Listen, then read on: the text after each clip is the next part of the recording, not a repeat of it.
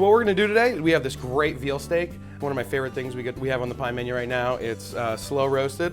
It's going with some white beans, Tuscan kale, some smoked bacon lardons, rosemary, lemon, a little blistered red tomatoes, and some heirloom carrots. So the first thing we're gonna do is get our pan starting to warm up here, and we're gonna season our beautiful steak. Again, it's a sirloin, veal sirloin.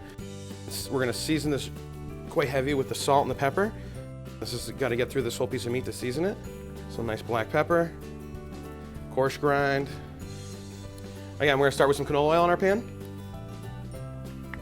and we're gonna put this down in our pan. Nice little sizzle. I'm gonna take this, I'm just gonna pick it up quickly just to make sure the meat's adhering to the pan nicely. Set this over here. We're just gonna let that sit for a minute and we can start talking about some other ingredients. So to go along with this veal dish, we have some blistered tomatoes, which I just took some cherry tomatoes. These ones are heirloom, different colors. That just kind of adds to the dish. Toss them in a little bit of olive oil, salt and pepper, at a 300-degree oven for about 10 minutes until they just pop.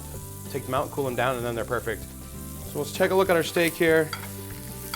Stick it a little bit, we're gonna pick it up, pull it back down, move it around a little bit so we get a nice even sear on the whole piece of meat.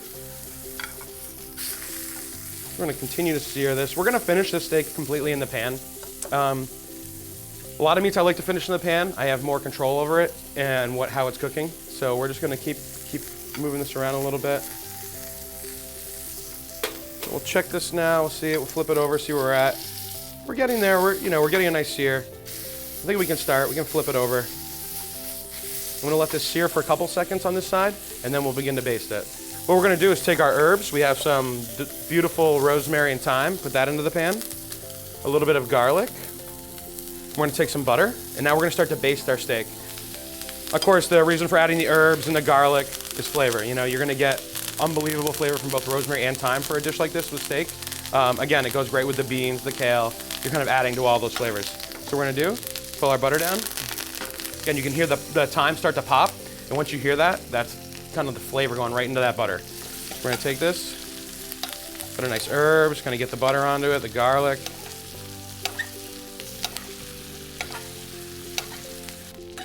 Perfect. I'm just gonna give it a little feel now. Good, we're about rare, medium rare right there, so what I'm gonna do, just pull this over to the side, rest it on top of my herbs that are cooking. Right there, and just let that rest. Now we're gonna start with the accompaniments to the dish. So we have a cold pan. We're gonna start with a little bit of canola oil. A couple slivers of garlic. I take these, we can do them on a mandolin or a very sharp knife. It's about a third of a garlic clove that we have here. And we're just gonna start to saute this until we start to see a little bit of brown on the edges. And that'll give it a nice, deep, rich garlic flavor. If it gets too brown, it will be a little bitter. And now we can start to see right here, garlic is beginning to bubble on the edges. And bubbling's good, and it's starting to become really aromatic. The oil is gonna encompass all the ingredients, and it'll flavor everything. Stir this around. Again, I'm starting to see brown, pulling it off the heat. Add a little bit of chili flakes. We'll have a little heat in some of these dishes. It really adds that element you're kind of not expecting. Salt in with this as well. Bacon. Bacon obviously gives it that delicious fattiness, smokiness to this dish. Perfect, right there. Chili flakes flavored the oil. We can take some of our beans. Beans, something that we will steep overnight or just let sit in some cold water to soften them, and then we will cook them the next day in some simmering water until they're nice and soft. So the beans there. Just warm them through, add our Tuscan kale. We're gonna add a little bit of our rosemary, chopped rosemary. So this is really starting to become aromatic. We're getting all the garlic, the rosemary, and now right at the end we'll add the lemon and the tomatoes and the carrots. So here we'll add a little bit of lemon, a few of the blistered tomatoes, a couple carrots, season everything. Beautiful.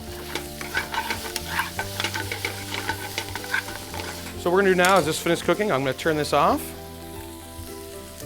I'm gonna take my veal steak and just let it rest over here for a moment. Looks perfect. You know, we're resting this out. We want this to be, you know, rare to medium rare. It's preferable. And this, again, we're just gonna come right down the middle of the plate. And it smells great. You got that beautiful lemon, you got the spice from the chilies, you got the garlic, tomato, the fattiness from the smoke of the bacon. You know, it's really, this dish is really well balanced. What I'm gonna do is take some of these carrots out here.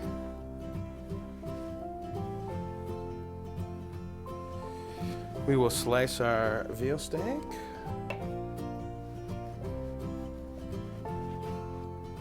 Perfect. Beautiful. So we'll take this, layer this.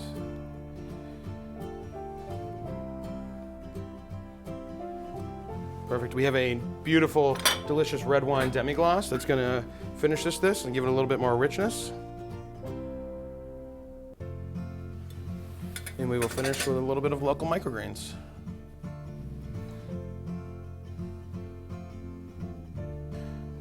This is our pan-roasted veal sirloin in pine.